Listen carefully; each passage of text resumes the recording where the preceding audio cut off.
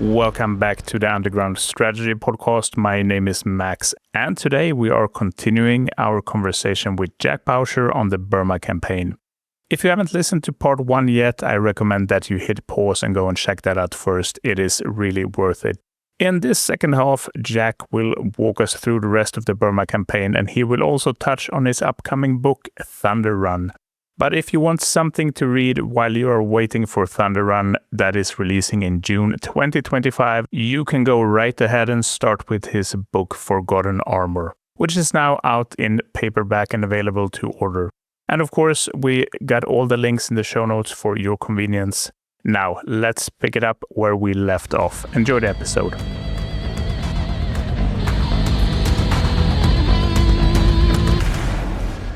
Yeah, absolutely. And that makes a lot of sense, especially that tennis court example. It just really shows how decisive armoured could be once it got in the fight, right? But I got 2 questions that are highly related to that. First, for those who are not so familiar with tanks, and that definitely includes myself, could you give us a quick roundup of the main tanks that were used in Burma? I think that could be really helpful, definitely for myself and maybe for some listeners out there. And secondly, yes, I'm going to torment you with the double question here, even if I shouldn't. But anyways, I'm going to do it. How the hell did they keep them running in that terrain? I mean, just getting a tank up a jungle train, it sounds like a true logistical nightmare. Yeah, of course, yeah. So I'll do that first, and then I'll get onto the logistics. So at the beginning of the war, I mentioned in 1942, the retreat from Burma, it's the Stuart tank, the M3 light tank. Then you have the M3 medium, the Lee tank initially. So the first units into Burma, so the 3rd Carabiniers, the 25th Dragoons are the main 2. They're both equipped with Lee tanks, the M3 medium Lee tank. They have 1 extra crew. They have a 7th crew member that's the radio operator. When the British sort of say their comments about the Lee tank, what they get is the Grant tank, which then has a slightly different hull.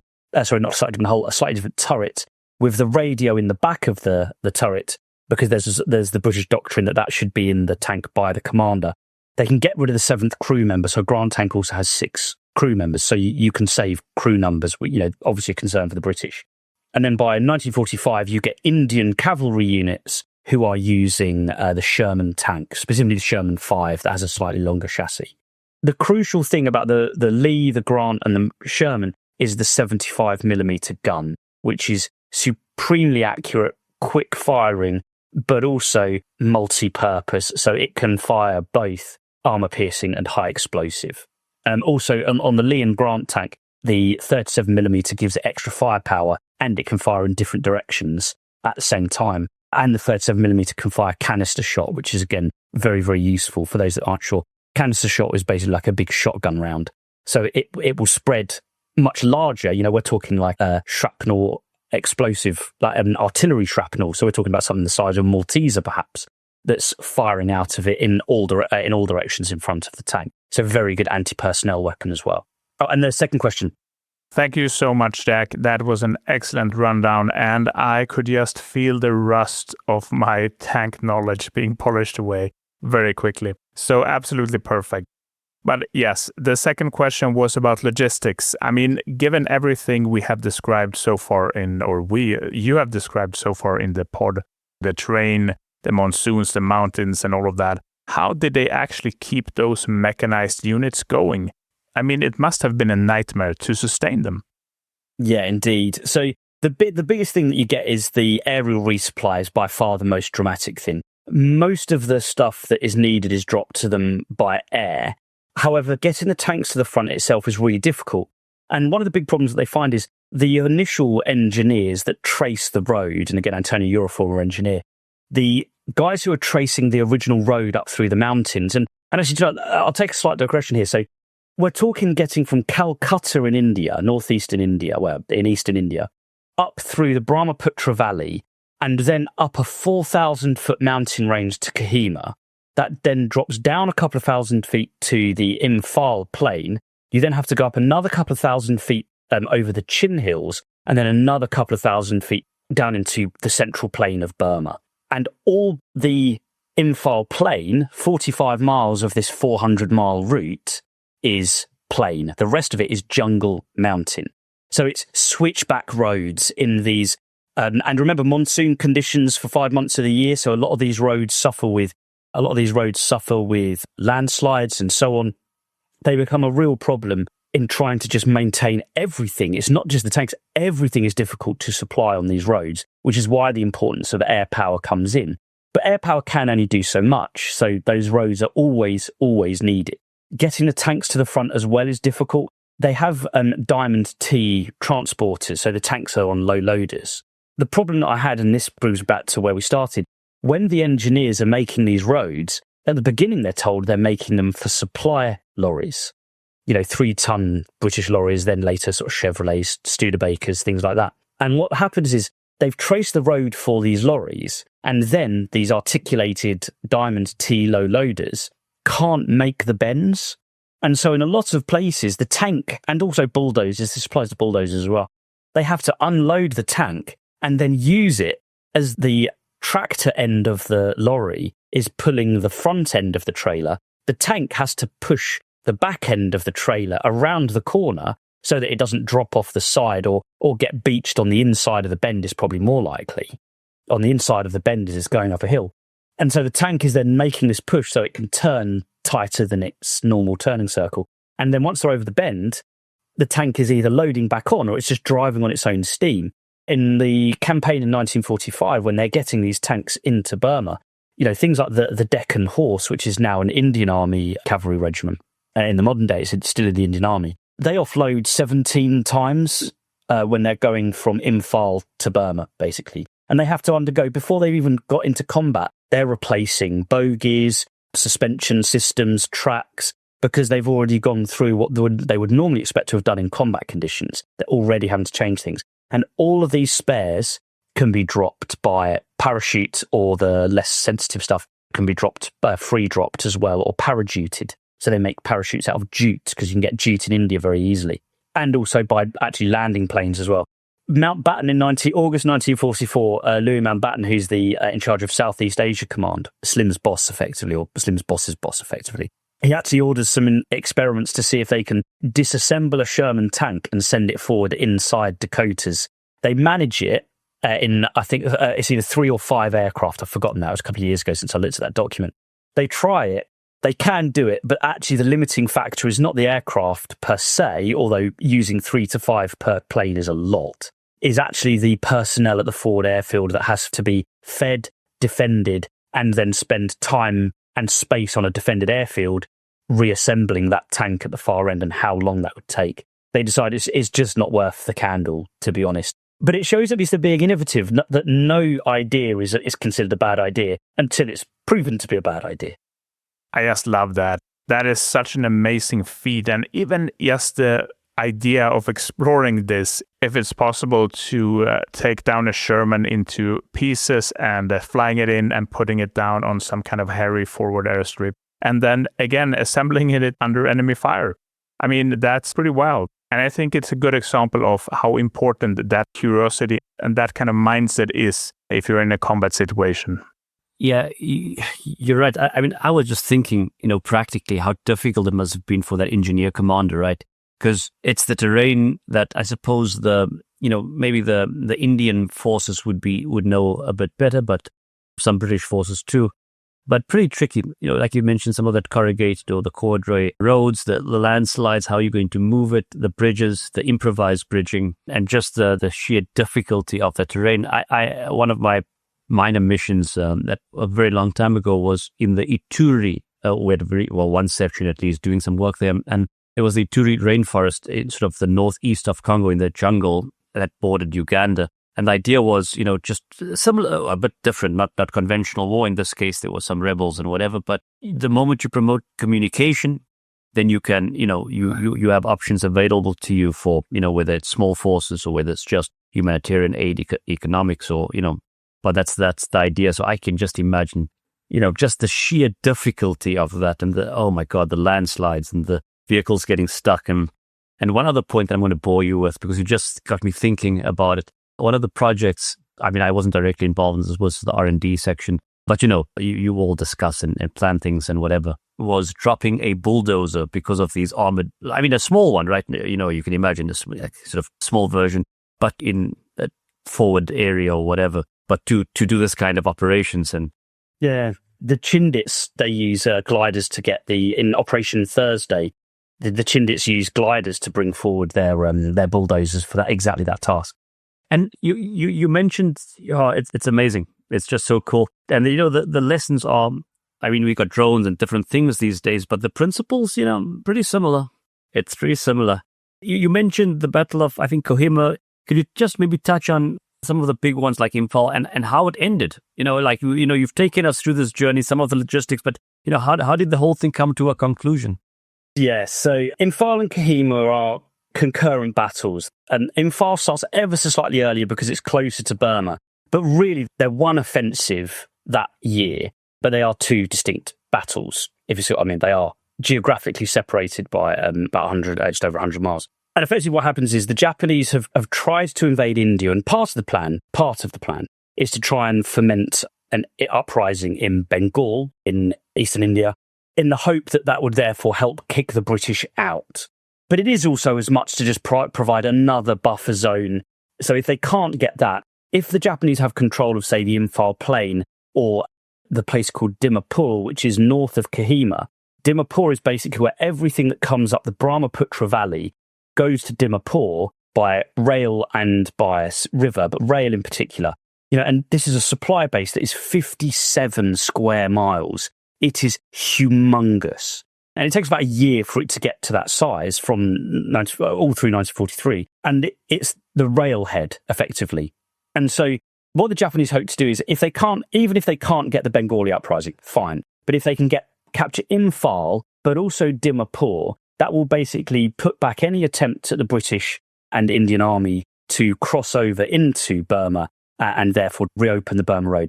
The Brahmaputra Valley in particular is also where the Chinese supplies for the hump flying over the Himalayas, supplying the Chinese, also is coming in from that direction. So again, capture Imphal and Dimapur, you cut off the Chinese and you have an extra buffer zone from which, lots of mountains to fall back through if the British ever tried and the Indians ever tried to invade. So it's a really, really important battle. And interestingly, whilst Imphal is the much bigger battle in terms of men, 3 British divisions and 2 Japanese divisions and 3 Japanese divisions and some independent units as well that are attacked.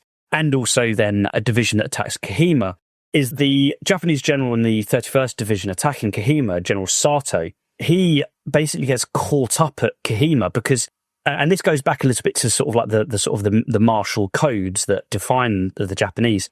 He gets caught in this fight at Kohima and feels he has to win it.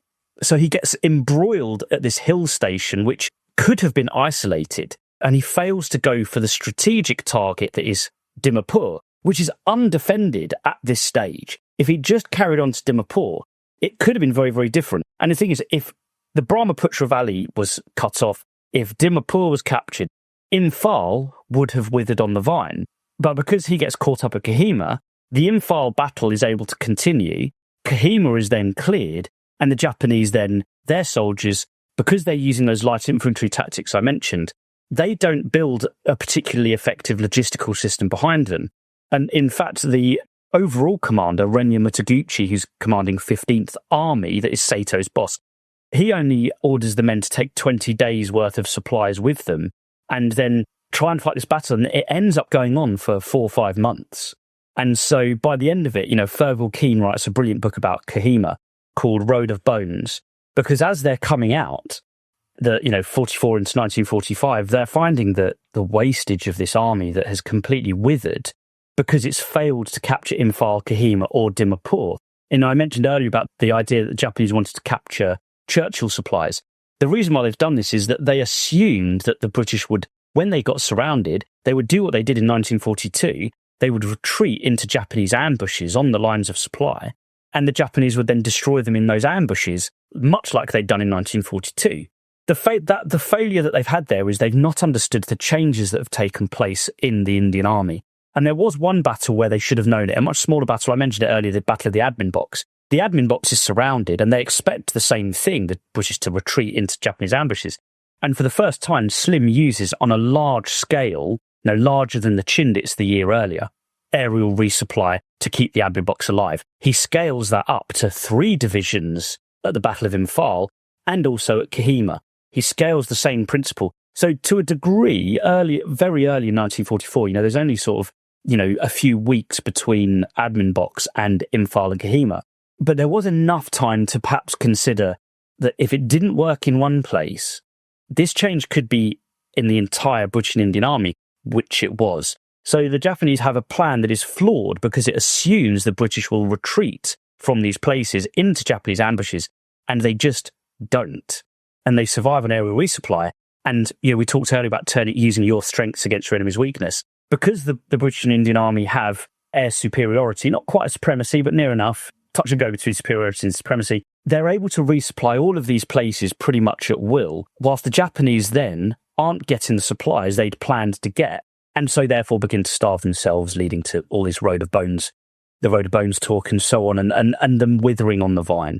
And the message probably was there for the Japanese, Renya Mitaguchi, the Japanese commander, if he wanted to see it. There's amazing things as well, by the way, because Sato at Kohima starts kicking off really quite theatrically with Mitaguchi, both of them. Neither of them will, in sort of the polite society of Japanese society, is quite ritualized.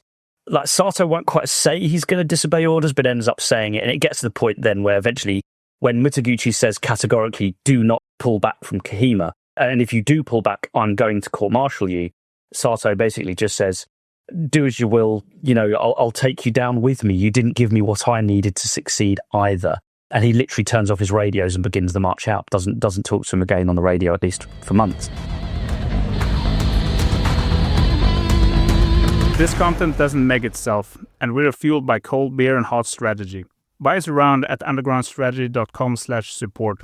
It's how legends are made. Now back to it.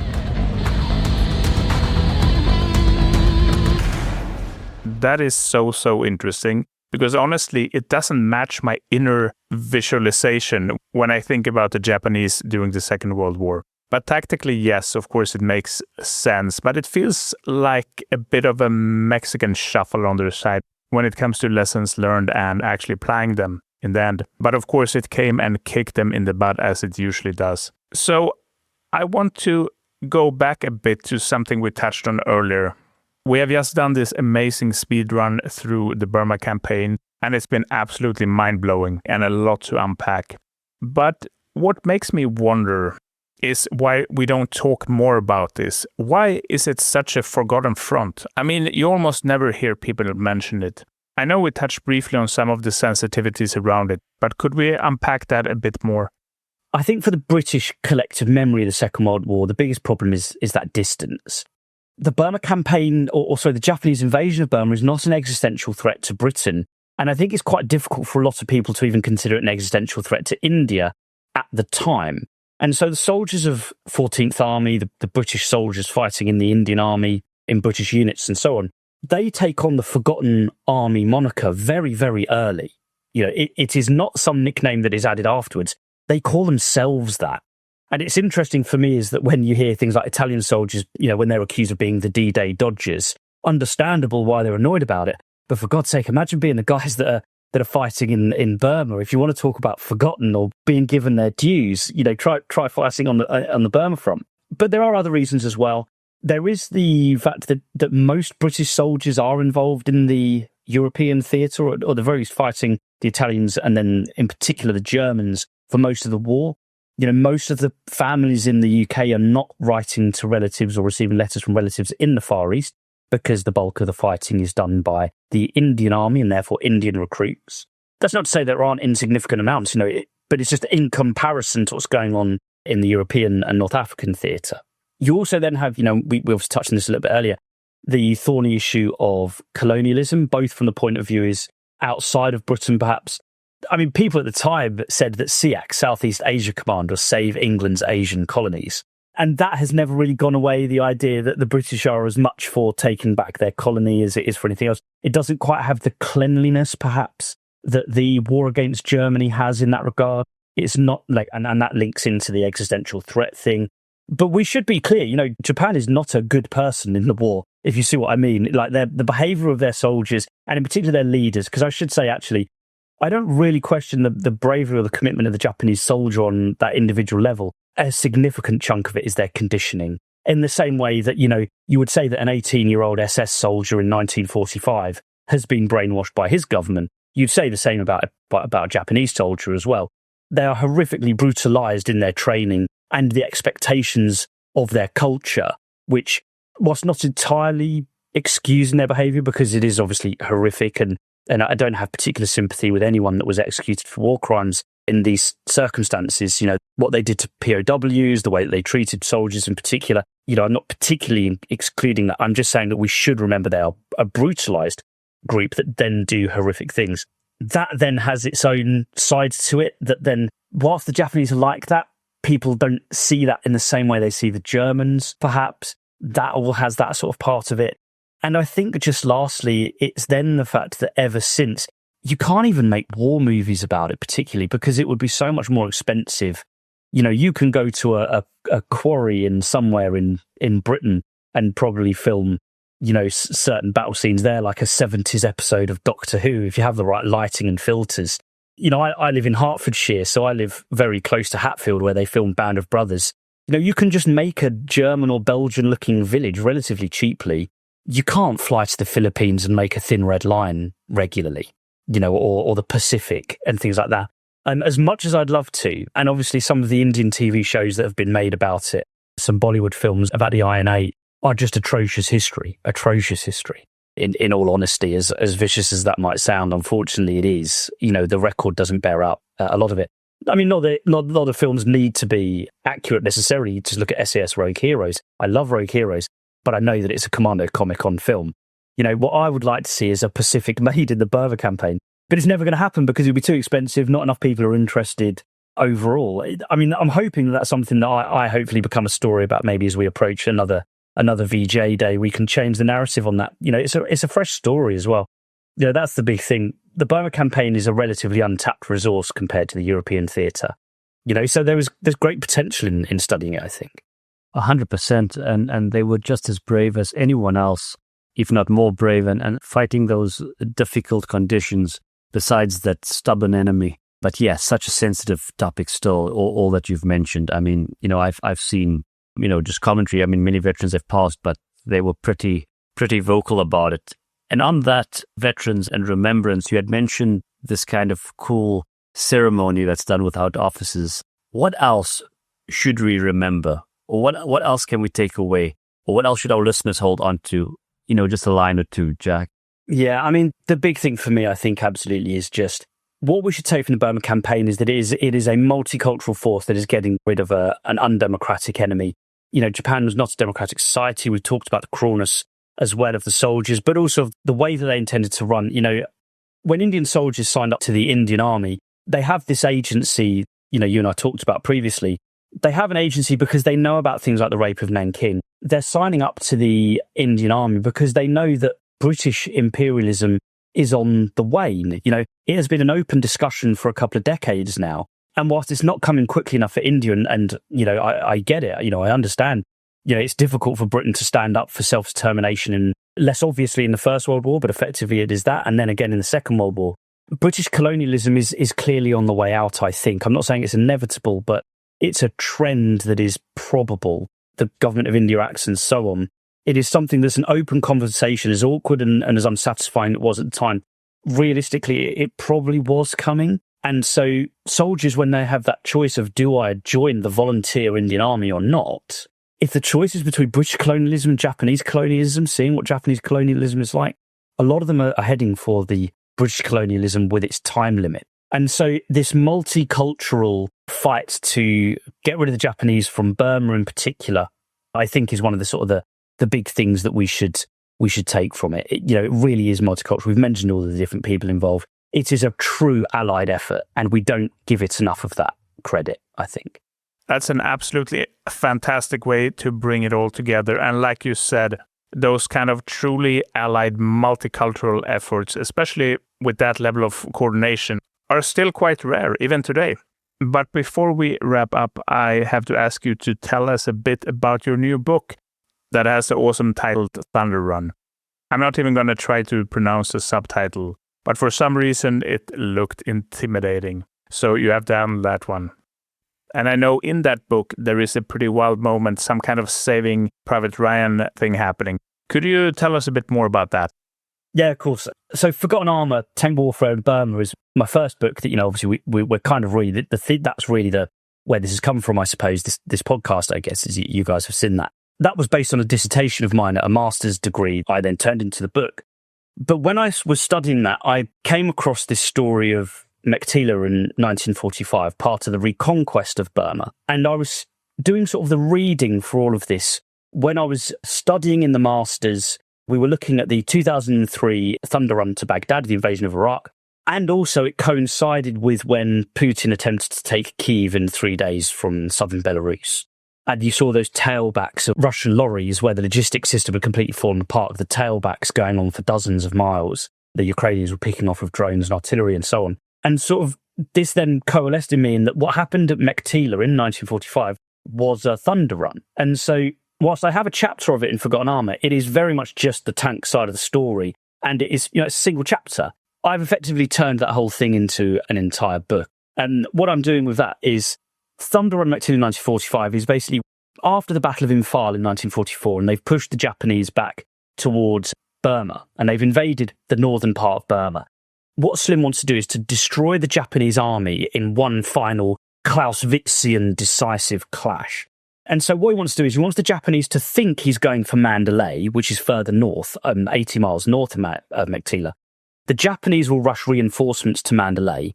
He will then strike for Meiktila. And Meiktila is important because it's on the supply lines that feed the rest of Burma. It's basically the railway, both the POW railway, the Thai-Burma railway, the bridge on the River Kwai, that sort of thing. That comes into Meiktila. And the railroad from Rangoon comes up to Meiktila as well. And then logistics pour out in every direction to all of the different fighting fronts. Slim's idea is make the Japanese think I'm going for Mandalay. They send their reinforcements to Mandalay. He then attacks Meiktila below that. He traps the bulk of the Japanese army between Mandalay and Meiktila. The Japanese will have to try and take Meiktila back to survive. And because all of this is on the central dry plain that I mentioned right at the beginning, we're coming all the way full circle here, I guess. He can use his tanks, his aerial resupply, his artillery and so on in combined arms thrusts to destroy the Japanese before they can get anywhere, before they can coordinate the assault. Because it's such a big open plain, almost like a desert, they always know where the Japanese are. There's nowhere for them to hide. So every time there's a small build-up, they hit them before they actually manage to organise themselves. Now, the amazing thing about all of this is, and the reason why it's a thunder, I call it Thunder Run Meiktila 1945, is that he does this by punching after an assault and a river crossing. So he assaults the Irrawaddy River, which is 3 times wider than the Rhine. And the crossing of the Rhine has the absolute culmination of amphibious warfare or river crossing warfare. LVTs, they bring landing craft and all sorts. The crossing of the Irrawaddy is done with flimsy assault boats, collapsible canvas things, and Bailey bridges put on pontoons with outboard motors or ducks, the amphibious lorries, to tow them across for heavier equipment like tanks. It's over a mile, the crossing where they do it. So it's a mile-wide crossing. And then what they do is once they've made a bridgehead, the 17th Indian Division and the 255th Indian Tank Brigade, they basically charge these 80 miles to Meiktila from the Irrawaddy, and they leave no logistical tail behind them. This is the link to Putin and where his attempted attack on Kyiv is part of the inspiration. The Thunder Run just abandons the road behind them. They make no effort to protect their supply line. That's not what they're about, because the entire operation is supplied by air, every single part of it. From the guys' cigarettes and mail to the ammunition and petrol being dropped. And they're using these armoured columns, like I said, to hit the Japanese before they get organised. And it gets pretty close. It's a close run thing towards the end. It takes slightly longer than Slim would have hoped. The Japanese eventually realise they need to focus on the airfield. There's 2 Victoria Crosses won, by the way, in the 3-day battle to first capture it, and then they defend it for a month afterwards. They're behind enemy lines for 6 weeks, 80 miles, and it's a division plus a tank brigade, and then an extra brigade of infantry are then brought in by air as well, reinforced by air. It's just a phenomenal battle, and then they strike south for Rangoon, and 6 weeks later they capture Rangoon.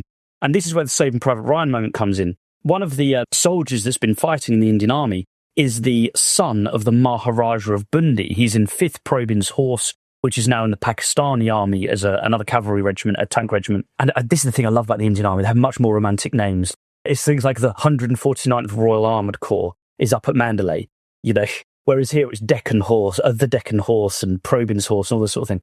But the Maharaja of Bundi, he's a tank commander in Probyn's Horse. He fights all the way through this battle, 80 miles behind enemy lines. And as they're heading for Rangoon in April, after the success of Operation at Meiktila, he then finds out tragically his father has died. So like Saving Private Ryan, he's flown out immediately because the last thing they need is for the Maharaja of Bundi to be killed in combat against the Japanese. So they're flying back out. He takes over the Maharaja of Bundi. After partition, he remains the titular head, because obviously with independence, the system has changed. But he remains, a sort of a landholder. He keeps this sort of almost a ceremonial type thing. But yeah, amazing story. As I said before, you already had me at the title Thunder Run, and this description was just frosting on the cake, so to say. But just before we close, could you give us a quick note on your other projects? I know you're running a podcast, among other things, and also where people can find you if they want to connect. Yes, of course. So yeah, if people want to follow me on social media, I'm at History Bowsh. HAISTORYBOWSH. And I'm that on all my social media and so on. But the big project that I've got, if people want to follow me and listen to me, I have a podcast with Robert Lyman, who's probably in Britain, he is the guy when it comes to the Burma campaign. And he and I have teamed up, we've known each other quite a few years. He's helped get me started, and he's a wonderful friend and a wonderful supporter of mine. But we have started a podcast called the Forgotten War Podcast, Burma Campaign World War II. So it's a bit long. We normally just call it the Forgotten War Pod. And where sort of series 1 is sort of about 3/4 of the way through, but you can find us wherever, Apple, Spotify, everywhere you can get a podcast will appear. And just search for us, the Forgotten War Podcast, Burma Campaign World War II. Like I said, we're most of the way through series 1. We're doing a big overview of the whole campaign to start with, so that if in future series, new listeners, we can always refer them back. Because, we talked about this being the Forgotten War, the Forgotten War Pod. People don't always understand the chronology very well. So series 1, just the basics. This is the overview of the campaign. And in future series, we're going to do interviews with historians, maybe relatives of veterans. There aren't really any veterans left that we can really talk to, unfortunately. This is the era that we're in, unfortunately. And also more narratives. But when we do our narratives, we'll be going much, much deeper. At the moment, it really is, like I say, it's overview stuff in series 1. But, we'll get into the real nitty gritty, the detail, the stories, because there is such an untapped resource. I've mentioned this. The fact that nobody has heard of Meiktila 1945, and it's just such an amazing story. People think it's just Chindits, Imphal and Kohima, and that's about it. There's so much more to the Burma campaign. And, we desperately want to share it with everybody, including you guys and your wonderful listeners. And again, just thank you so much for having me, guys. Appreciate it. Absolutely amazing, and I will definitely be tuning into that podcast because I really feel that I need this 101 kind of style episodes so you can get your bearings all right. And of course, we will include all of Jack's links in the show notes and on our website so you can check out his books, follow him, and dive into the Forgotten War podcast episodes, as I'm going to do myself after we have recorded this one. Jack, thank you so much for lending a bit of your time to us. It was a fantastic episode, and I genuinely enjoyed every single minute of it. And to everyone else listening, we will see you next week. Bye-bye. Thank you so much.